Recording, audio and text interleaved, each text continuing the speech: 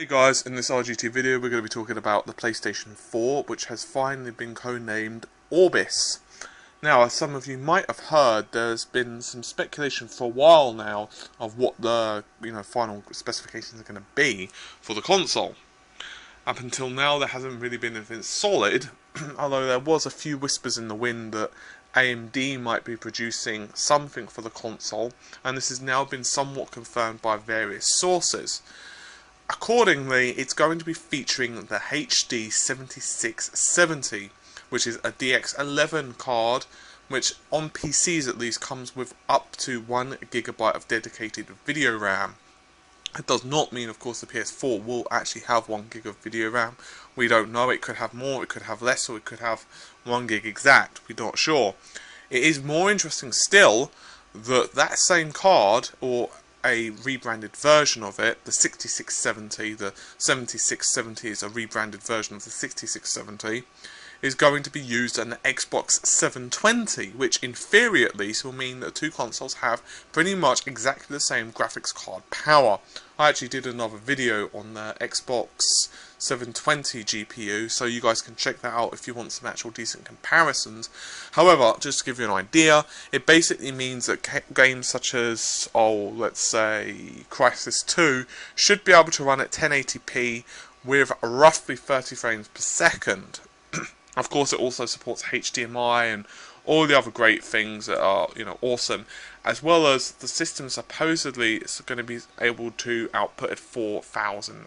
So that's cool.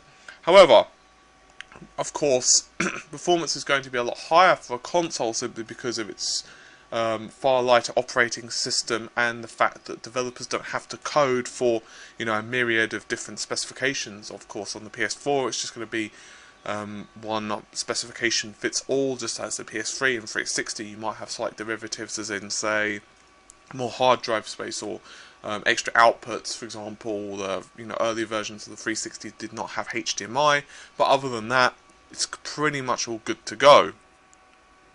The APU is going to be a A8 3850, which is pretty much a quad core running at around 2.9 GHz.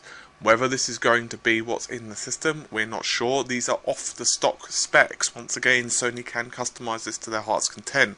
They may choose to go slightly lower than stock, for example, if they're concerned about heat, or they might at this point have a slightly more refined manufacturing process, and they might even be able to get it slightly faster.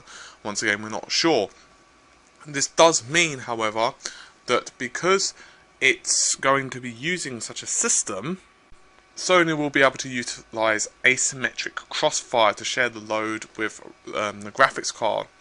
So, with all of that said, and because the components are somewhat off the shelf, maybe slightly customized, it does tie into some rumors that publishers and developers are already working on titles for the system.